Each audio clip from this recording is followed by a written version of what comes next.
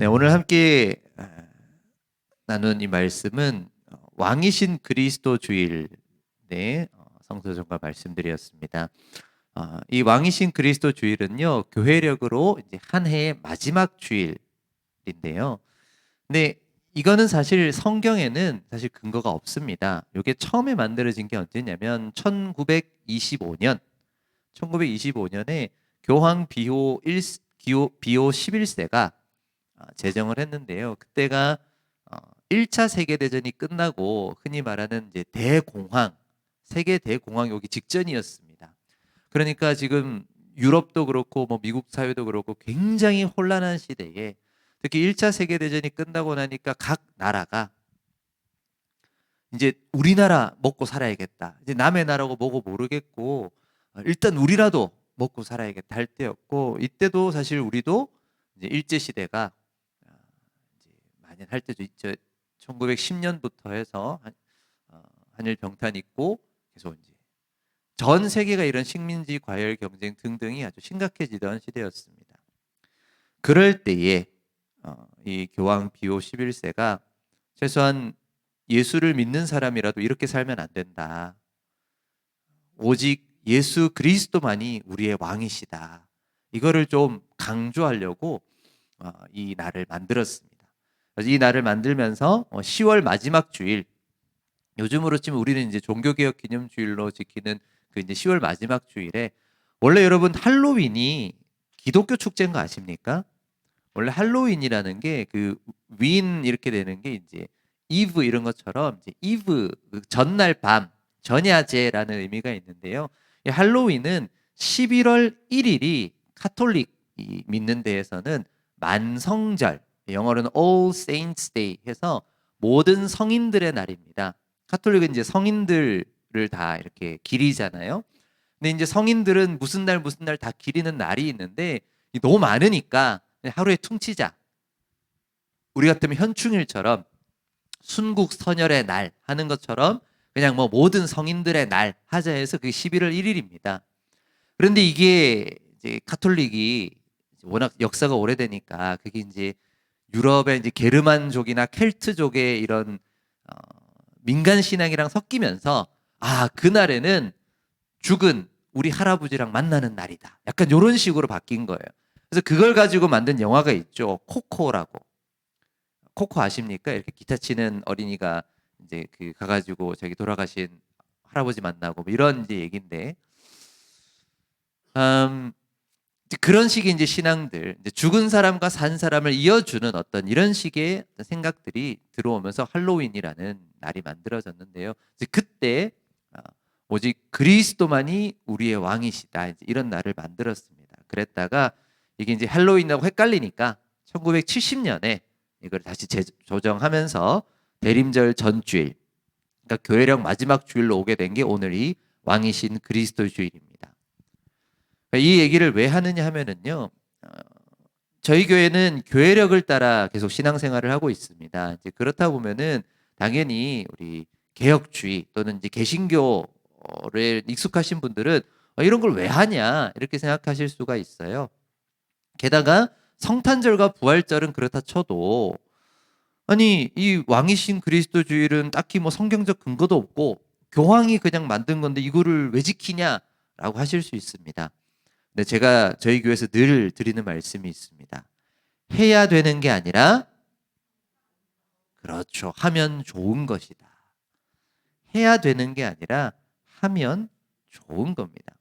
우리 푸른나무 교회에서는 뭘 무조건 꼭 해야 된다, 하면 안 된다, 이런 식으로 얘기하기보다는 하면 좋다. 이렇게 하면은 참 유익하다. 이렇게 하면은 유익하지 못하다. 우리 좀 이렇게 얘기하면 좋겠습니다. 오늘 교회력으로 우리가 한 해를 마무리하면서 그리스도께서 우리의 왕이시라는 거, 오직 예수 그리스도가 우리의 왕이시라고 기억하는 게 하면 좋겠습니까? 나쁘겠습니까? 좋겠죠. 너무 좋죠. 그래서 이걸 하는 것이다. 그러면 어떤 점에서 좋을까? 요거를 우리 오늘 본문을 통해서 한번 살펴보겠습니다. 먼저 제1독서 본문 오늘 예레미야서 있는 이 제일 독서 본문은요.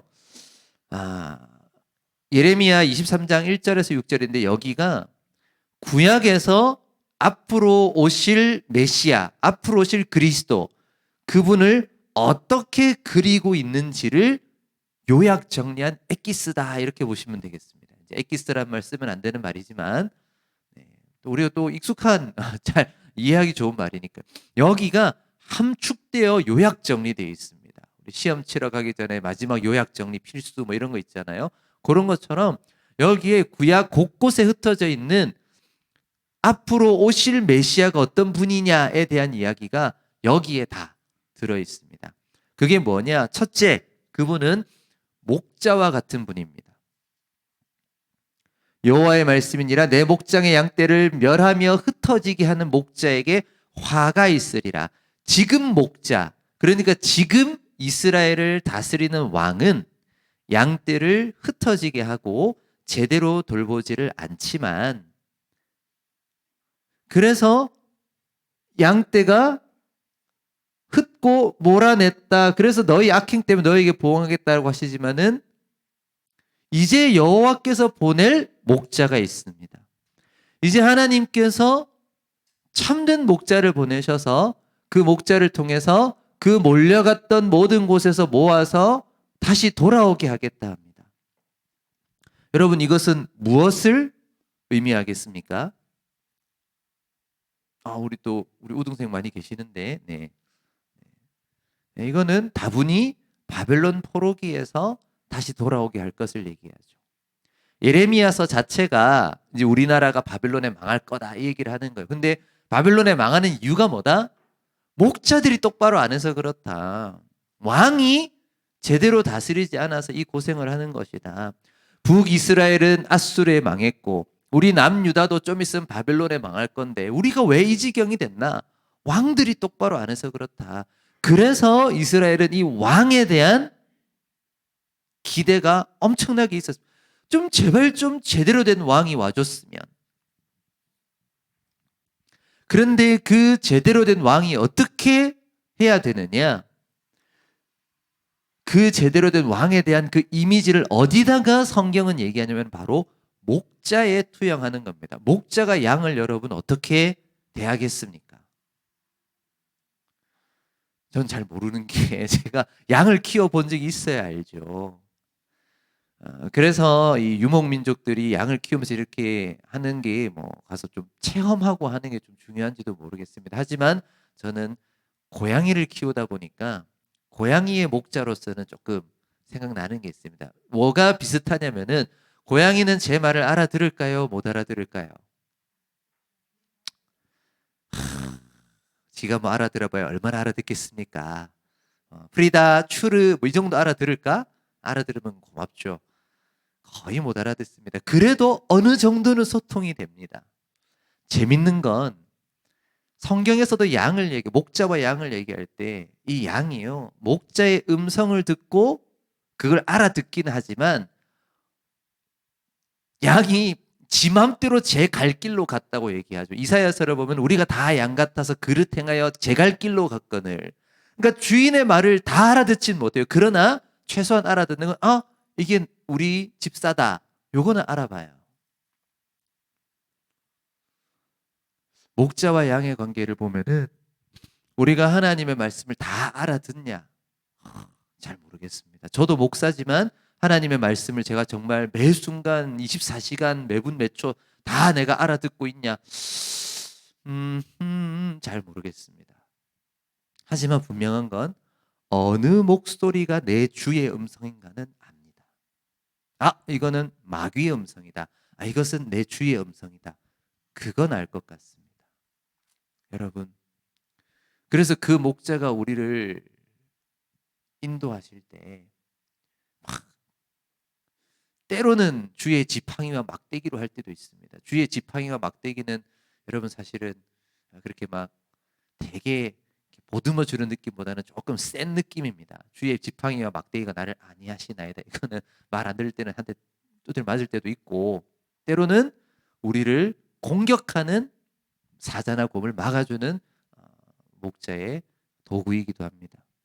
우리를 너무나 해하는 것들은 막아주시지만 또 우리가 잘못 갈 때 그 발을 똑바로 못 알을 때 그걸로 가면 안 된다 하고 이렇게 우리를 인도하시기도 합니다. 그런 목자, 우리를 정말 먹이는 목자, 정말 우리가 말 못 알아듣는다고 양을 또 너무 두드려 패서 애가 다리가 부러지고 그러면 안 될 거 아닙니까? 정말 우리가 바른 길로 갈 수 있도록 우리를 푸른 초장에 먹이고 우리를 쉴만한 물가로 인도하고 우리를 지켜주는 목자 같은 왕, 그런 왕이 좀 왔으면 좋겠다 하는 그런 바람을 가졌던 겁니다. 그게 아주 자세히 나오는 것이 에스겔 34장에서 37장입니다. 그리고 이 에스겔 34장에서 37장이 너무 중요한 게 우리가 이제 내년에 살펴볼 마태복음, 올해는 누가복음이었고요. 내년은 마태복음이거든요. 마태복음이 바로 이 에스겔 34장에서 37장을 가지고 바로 이 예수가 바로 이 목자 왕이다, 이 얘기를 하는 겁니다. 근데 에스겔만 그 얘기를 한 게 아니라 이 예레미야에도 그 얘기를 이렇게 요약해서 넣어놨어요. 그리고 또 이것만 있는 게 아닙니다. 그 다음 5절과 6절을 보니까 이렇게 얘기합니다.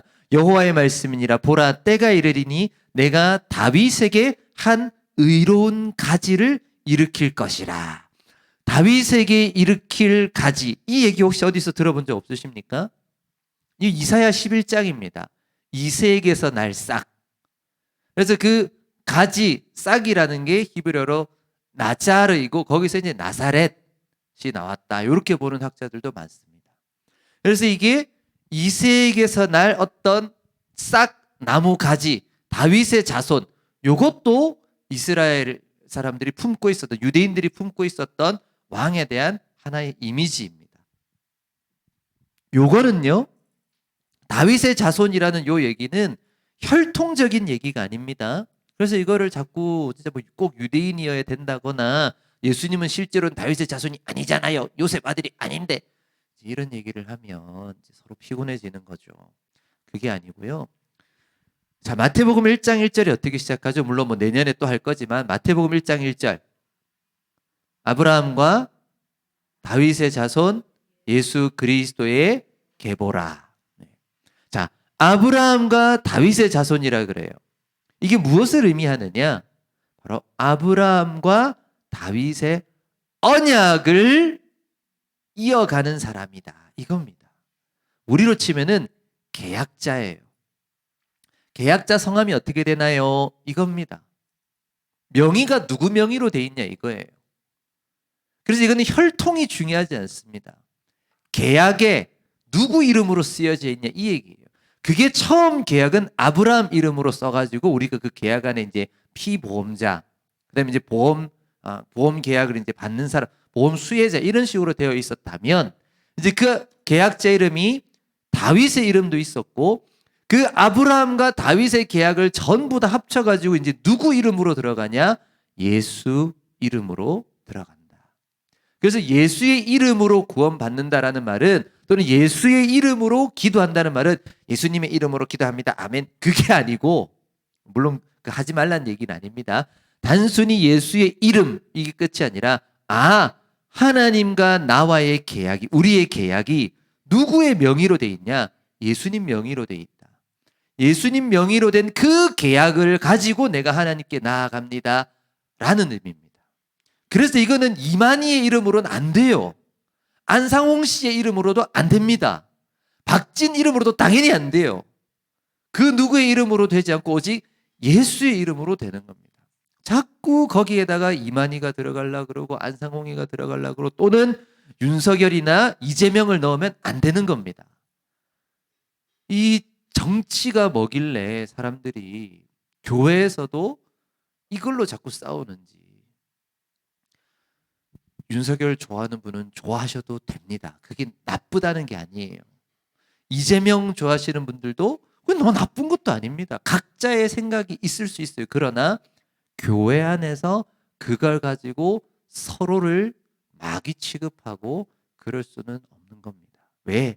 우리는 그 누구의 이름이 아니라 오직 예수의 이름으로 하나님과 관계 맺는 사람들이기 때문입니다. 그래서 우리 교회 안에서는 그런 걸로 막 투닥투닥 안 했으면 좋겠습니다. 왜 이런 얘기를 하느냐? 목사님들끼리 모이면 그런 걸로 투닥투닥 난리예요. 저희 그 목사님들 단톡방이 있어요. 막 올라옵니다 맨날. 저는 속이 답답하죠. 아하, 그러나 입을 닫습니다. 왜? 우리 나이 드신 목사님들 그렇게 생각할 수 있다 그래. 우리 할아버지도 그러시는데 그래 어쩌겠노. 그분들이 내 어린 시절 나의 철없는 어리광을 받아주셨듯이 그래 나도. 물론 그걸 우리가 이해하는 것과 그것을 받아들여서 시키는 대로 하는 건 다른 문제입니다. 그건 다른 거예요. 우리가 요거를 우리 교회 안에서 잘 이해할 수 있으면 좋겠습니다. 그래서 다윗의 자손을 유대인들은 그렇게 이해했어요. 이게 정치적인 왕이라고.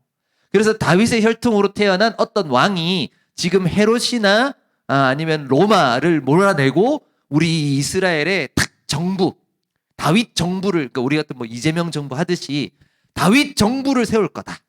그거를 계속 기다린 거예요. 그래서 지금도 유대인들은 그걸 기다립니다. 그래서 하시딤이라고 하죠. 하시딤. 경건한 자란 뜻이에요. 경건한 유대인들은 지금도 이스라엘이라는 국가를 인정하지 않습니다. 경건한 유대인은 지금 국가 이스라엘을 인정 안 해요. 왜 그럴까요? 다윗의 아들이 왕이 된 게 아니니까. 대통령 뽑았으니까 그건 가짜라는 거예요. 총리? 가짜다. 네타냐후? 가짜다. 왜? 다윗의 자손이 아니잖아. 너 지파 어디야 임마. 이렇게 하는 거예요. 우리 같으면 전주 이씨가 꼭 왕이 돼야 된다. 이런 식으로 기다리고 있는 사람이 아직도 있습니다. 그래서 그분들은 군대를 안 가요. 왜? 다윗의 자손이 왕이 아니니까 우리는 이 나라를 위해 일할 수 없다. 그리고 맨날 솔로몬 성전 가가지고 그 성전 앞에서 기도하고 있습니다. 그래서 그 사람들은 또 아이를 엄청나게 많이 낳습니다. 근데 그렇게 많이 태어난 애들이 군대를 안 가니까 이스라엘도 죽을 지경입니다. 무슨 말을 하고 있느냐? 우리는 이것을 그렇게 이해하지 않는다. 그 얘기입니다. 여기서 다윗의 의로운 가지는 다윗에게 약속하신 그 언약의 내용, 그 계약의 내용을 이관받은 사람이라는 의미로 우리는 이해하는데요. 그 다윗 언약의 내용은 무엇이었느냐? 하나님의 영원한 임재와 동행이었습니다. 그걸 네 글자로 뭐라고 하죠? 임마누엘이라고 하죠. 놀라운 것은 저 이야기 다윗의 자손, 다윗의 가지라는 이 예언이 이사야 11장에 나오는데 이사야 7장이 바로 임마누엘 얘기가 나옵니다. 그래서 이 예레미야 23장 5절과 6절은 그 이사야의 예언을 가지고 오면서 목자이면서 또한 다윗의 자손인 목자 다윗 왕 이 개념을 가지고 그리스도를 그리고 있습니다. 그런데 이 왕은 어떤 왕이냐? 그 왕은 지혜롭게 다스리기도 하지만 세상에서 정의와 공의를 행하는 왕이라고 합니다. 참 재밌는 게 이 지혜로운 왕 하면 여러분 누가 생각납니까? 솔로몬이 생각나죠. 근데 솔로몬은 참 재밌게도 지혜는 있었는데요. 정의와 공의가 없었습니다. 목사님 그게 무슨 말인가요? 궁금하신 분은 저희 수요기도회 영상과 매일 묵상 영상에서 제가 다룬 적이 있습니다. 그래서 제가 이사야 말씀을 가지고 특히 이사야 5장 포도원의 노래 하면서 제다카와 미시파트 정의와 공의 이게 무슨 의미냐 이런 얘기를 하면서 솔로몬이라는 왕이 왜 잘못된 왕이냐? 그는 지혜는 있었지만 왕으로서의 능력, 왕으로서 다스리는 능력은 있었지만 백성을 진실로 사랑하는 마음, 하나님과의 바른 관계에서 오는 정의와 공의와 헤세드, 체다커와 미시파트 헤세드가 없는 진실로 다른 사람을 귀하게 여기는 마음이 없는 반쪽짜리 왕이었다라고 얘기했습니다. 그래서 사람들은 꿈꿨습니다. 이제 정말 종말에 오실 하나님이 보내실 진정한 왕은 지혜롭게 다스리기도 하지만 정의와 공의로 다스렸으면 좋겠다. 그렇게 꿈꿨습니다. 그래서 그렇게 오신 왕이 누구다? 예수님이다. 우리 이렇게 얘기하는 거죠. 오늘 제2독서인 골로새서 1장 11절에서 20절은요. 그 어떤 지역적이고 정치적인 왕을 넘어서 그야말로 우주적인 왕을 얘기합니다. 근데 여기서 말하는 우리 이런 신학적으로 말하는 우주적이라는 거는 무슨 수금지와 목도천의 명 뭐 이런 이제 명왕성은 이제 떨어졌죠. 뭐 무슨 안드로메다 은하 이런 얘기하는 게 아니고 우리가 이렇게 성경이나 신학에서 우주적이다라는 말을 쓸 때는 눈에 보이지 않는 비물질적이고 영적인 차원을 포함한다는 얘기입니다. 그래서 15절부터 보시면은 그게 어떤 얘기인지 나옵니다. 여러분 같이 한번 읽어볼까요? 시작. 그는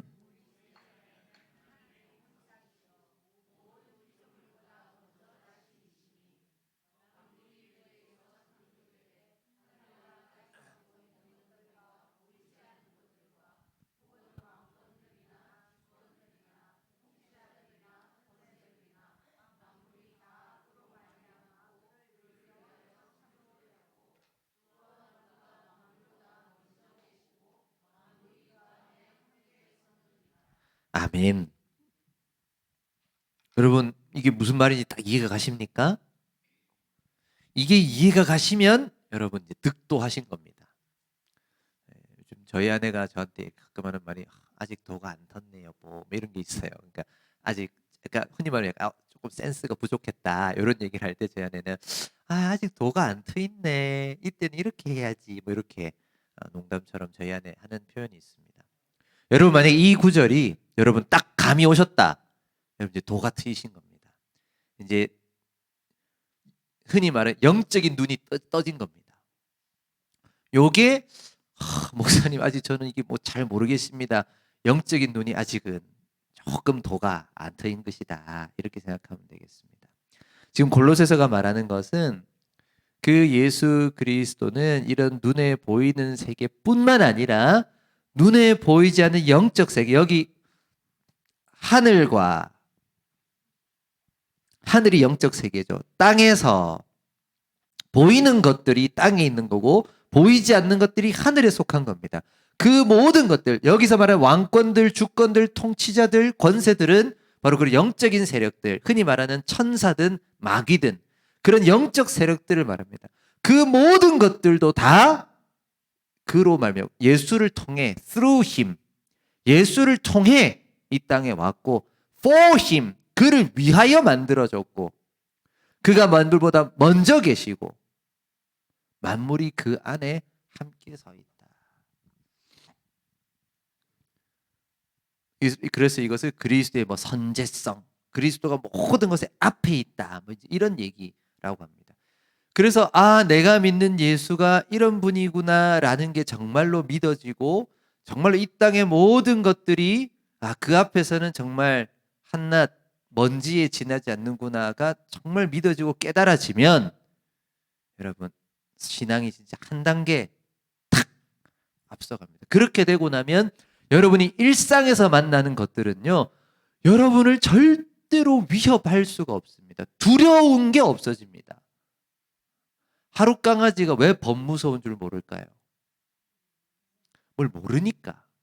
그러니까 그런 거 말고 그런 뭘 몰라가지고 까부는 거 말고 뒷배가 있어서 든든한 사람. 내 뒤에 누가 계시는데? 그래 알기 때문에 아이고 네가 백날 첫날 내한테 그래봐라. 내 안에 계신 분이 임마 그렇게 절대로 안 내버려 둔다. 요거 믿고 사는 사람은 다르다. 이 얘기를 하는 겁니다. 아멘 감사합니다. 어디선가에서 아멘이 들렸습니다. 그런데 나는 아직 그런 거 잘 모르겠습니다. 나는 아직 지금 당장이 중요해요. 막 이런 얘기를 해요. 그래서 뭐 제가 자주 보는 저는 이제 옛날부터 이 컴퓨터 안에 사는 애라 가지고 어렸을 때부터 맨날 컴퓨터 인터넷 이런 거 좋아하다 보니 지금도 SNS에서 인스타 웹툰 보는 거 되게 좋아하거든요. 인스타툰 막 이렇게 보는 거 좋아하는데 그 중에 하나 이런 게 있었어요. 어느 이제 햄스터를 의인화시켜 햄스터가 막 입안에다가 막 엄청나게 집어넣잖아요. 막 집어넣고 이래가지고 막 하니까 아이고 햄스터 그렇게 막 입안에 집어넣지 마. 조금 이렇게 먹으면 되지 뭘 그렇게 하니. 그러니까 햄스터가 말합니다. 나는 햄스터야. 나는 그런 거 몰라. 난 지금 많이 먹을래. 이렇게 해요. 그게 그런 얘기예요. 지금 예를 들어 10대 친구들 또는 20대 친구들이 지금 네 젊어서 고생은 사서도 한다. 지금 이 정도는 네 인생이 아무것도 아니다. 야, 살아봐라. 이거보다 더한 일도 겪게 된다. 이 별거 아니다. 라고 하면 나는 그런 거 몰라요. 당신은 나이가 60이니까 알겠지. 난 이제 15살인데 그걸 어떻게 알아요? 이 문제가 나한테는 가장 힘든 문제예요. 이제 이런 얘기예요. 충분히 이해할 수 있는 얘기입니다. 여러분, 영적인 것도 사실 마찬가지입니다. 그 영적인 모든 시련을 겪고, 욥처럼 그 모든 시련을 겪고 난 사람은 이제 알아요. 아, 이게 하나님 뜻이구나. 그런데 아직 도가 안 트여서 그 단계까지 못 간 사람은 모른단 말이에요. 그럼 모르니까 니는 새끼야 고생해.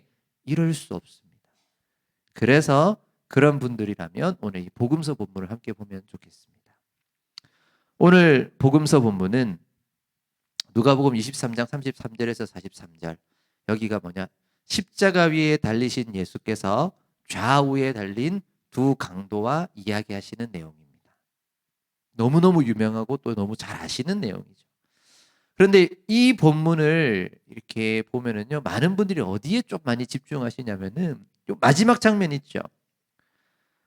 그 강도, 내가 진실로 내게 이르노니 오늘 네가 나와 함께 낙원에 있으리라. 그러면 우리도 인생 개판으로 살고 죽기 직전에 나 예수님 믿을래요 하면은 용서받고 천국 가나요? 이런 얘기하는 분들이 있어요. 제가 그런 분들에게 뭐라고 할까요? 할 말이 많겠죠. 할 말은 많지만 그런 얘기를 또 누가 하더라고요. 이렇게 바보하고는 싸우지 말라고. 제가 그 얘기를 요즘 많이 좀 마음에 새기려고 합니다. 옛날에는 바보랑 싸우다가 너무 지쳤는데 이제는 안 싸우고 네 맞습니다. 그냥 이렇게 할까 싶습니다. 여러분, 왜냐하면 여기서 나오는 강도는요, 우리가 생각하는 그런 강도가 아닙니다. 이게 어떤 사람들일까요?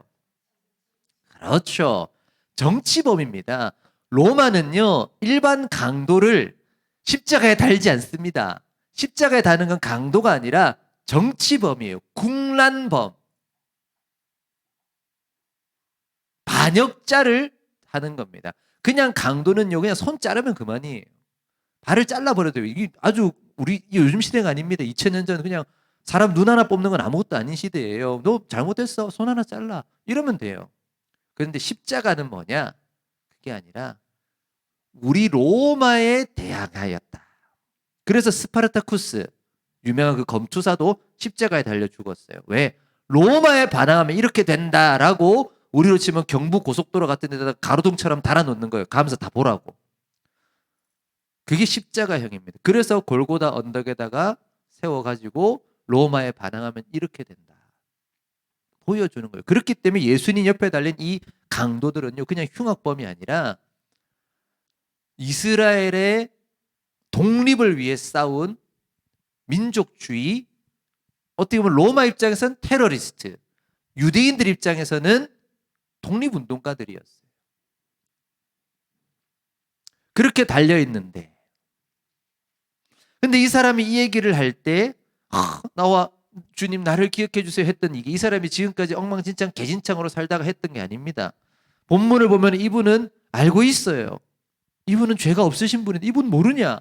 이분은 죄가 없는 분이다. 우리랑 다르다. 이 사람은 자기가 그 일을 하면서도 이것이 하나님의 율법에 옳지 않다는 걸 알고 있었고, 그리고 예수를 알고 있었고, 그 고백이 이때 나온 거지 평생을 개판으로 살다가 끝에 가서 딱 얘기하고 천국 갔다. 그런 얘기가 아닙니다. 그래서 오해하지 않으셨으면 좋겠고요. 오늘 핵심은 사실 어디에 있느냐. 전체 문맥에서 사실 이건 그렇게 중요한 게 아니고요. 바로 37절에 있습니다. 우리 36절에서 38절까지 인용해서 우리 같이 한번 읽어보겠습니다. 시작. 나와 신 포도주를 주며 이르되 네가 만일 유대인의 왕이면 네가 너를 구원하라 하더라. 그의 위에 이는 유대인의 왕이라 쓴 패가 있더라. 아멘. 이게 이 장면의 하이라이트입니다. 이거 보여주려고 이 얘기하는 겁니다. 예수를 십자가에 매단 사람들은 예수를 모욕합니다. 돌을 던집니다. 네가 왕이라면 너를 구원해라. 네가 다윗의 자손이면 이 로마를 이겼어야지. 네가 정말 목자 같은 왕이면 네가 왕이 됐어야지. 왜 여기 달려있냐? 내려와 봐라. 내려와 봐라. 정말 하나님이 너와 함께 하신다면 네 인생 잘 나갔어야지. 시험 쳤더니 막 만점 받고 남들은 막 틀리는데 너는 막 겐또 찍은 거 다 맞고 막 어디 원서 넣었더니 희한하게 잘 돼가지고 좋은 대학 탁착 붙고 결혼했더만은 애기 막 순풍순풍 잘 낳고 애도 건강하고 막 너무 잘생기고 너무 예쁘고 막 키즈 모델 할 생각 없어요. 이런 얘기도 듣고 막 그래야지 그게 하나님 믿는 거 아니냐라는 식으로 놀리는 거예요. 그중에 요게 대박은 아니고 요게 참 군인들이 희롱하며 나와 신 포도주를 준다. 요게 그거면 이게 왕한테 주는 음료예요. 원래는 신 포도주가 우리로 치면은 그 약간 그 비네가 식초 이렇게 된 와인을 이렇게 딱 발효시켜 가지고 주는 식초, 그게 이제 몸에 좋다고 우리 홍초 물에 타서 먹듯이 그런 거 주는 거예요. 원래 그리고 행사할 때 딱 주는 것처럼 왕한테 뭔가 진상하듯이 딱 주면서 네가 왕이면 내려와 봐 이렇게 하는 거예요. 제가 뒤에 거는 좀 생략해 묵음 처리 삐 했습니다. 내려와 봐 이렇게 하는 거예요. 그 조롱, 그 머리 위에는 유대인의 왕 붙여놓고 조롱하는 겁니다. 이 비슷한 장면을 저는 드라마에서 봤습니다. 왕좌의 게임을 보신 분이라면 그 장면이 기억날 거예요. 그 조롱받는 십자가에 달린 왕, 실패의 상징인 자리, 저주의 상징인 그 자리에 스스로 올라가 거기서 조롱과 멸시를 당하는 왕. 이 왕이 진짜 우리의 왕이라고. 그렇게 함으로써 하나님의 정의가 뭔지, 하나님의 지혜가 뭔지, 하나님의 은혜와 자비와 사랑이 뭔지를 보여줄 뿐만 아니라 정말로 이것을 통해 우리를 죄로부터 자유하게 하고 더 이상은 자기 중심적으로 살지 않고 정말로 사랑하며 살 수 있도록 우리를 능력 주시고 우리를 회복하시고 우리를 다스리고 우리에게 새로운 생명을 주시는 왕이라고 성경은 이야기하는 것입니다. 여러분, 이것을 믿는 게 기독교 신앙입니다. 주 안에서 사랑하는 푸른나무 가족 여러분, 기독교 신앙은 바로 이 십자가에 달린 왕이 나의 왕이라고 믿는 것입니다. 여러분, 또 이런 얘기하면은 또 불편하게 생각하실 분들이 있겠지만은 제가 이 의자에 앉으면은 자꾸만 이렇게 좀 더 용감해지는지 용감이 아니라 좀 무모해지는지 모르겠습니다. 옛날에 제가 저기 다른 교회에서 부교육자 할 때 몸이 아파가지고 의자에 앉으니까 막 안 할 소리 막 하고 막 그렇게 되더라고요. 여러분, 차별금지법이 제정된다고 우리나라 망하지 않습니다. 차별금지법 제정된다고 무슨 마귀가 다스리고 그렇게 안 됩니다. 왜냐하면 제가 지금 당장 받은 카톡이 그랬거든요. 그런 거 돌리시더라고요. 제가 그래서 카톡에 그런 거 돌리는 분들 정말 싫어합니다. 그래서 저희 푸른나무 단톡방에서는 그런 거 절대로 안 하셨으면 좋겠다 얘기했었죠. 이 나라가 공산주의가 된다고 해서도 나라 안 망합니다. 무슨 주의 절대로 하나님보다 강하지 않습니다. 우리 주 예수 그리스도의 십자가의 보혈의 능력보다 강한 건 이 우주 어디에도 없습니다. 이 믿음 붙들고 사는 겁니다. 그래서 여러분이 살아가면서 몸이 아프더라도 어제 제가 또 유퀴즈에서 그 박미선 씨가 나온 걸 봤습니다. 유방암으로 투병하시면서 또 폐렴까지 와가지고 고생을 많이 하셨더라고요. 근데 하는 얘기가 나 정말 이 부분 딱 잘라가지고 우리 다 돌려서 이건 참 다 같이 봤으면 좋겠다 싶었어요. 너무 이 과정 속에서 제가 감사한 걸 많이 찾는다고. 왜 내가 이 병이 걸렸을까 생각하면 한도 끝도 없다고. 절대 여기에 지지 말고 감사할 걸 자기가 어떻게든 찾아가면서 이 병을 이겨낼 힘을 얻고 있다고. 저는 우리 그리스도인들이 그랬으면 좋겠습니다. 절대로 하나님은 우리를 그렇게 버려두지 않습니다. 제가 어렸을 때 불렀던 노래 중에 이런 게 있었습니다. 왕왕왕왕 나는 왕자다. 하나님 나라에 나는 왕자다. 내가 비록 어릴지라도 나는 왕 나는 왕 나는 왕자다. 공공공공. 원래 이게 개그의 기본은 반복이거든요. 그런 노래가 있었습니다. 그때는 우리 이제 자존감 높여주는 그런 걸로 생각을 많이 했습니다. 그런데 제가 신학 공부를 하고 목사가 되어 보니까 이게 하나님 나라의 왕자라는 말은요, 그리고 하나님 나라의 공주라는 말은요, 그 왕의 방식대로 살아간다는 겁니다. 근데 그 왕의 방식이 뭐냐? 십자가의 방식으로 사는 겁니다. 나를 내어주는 것입니다. 누군가 나의 길을 조롱하고 멸시하더라도 이 길이 나의 길, 부르심을 받은 나의 길이라면 가는 겁니다. 내가 그 길을 가겠노라는 믿음의 결단이며 고백인 겁니다.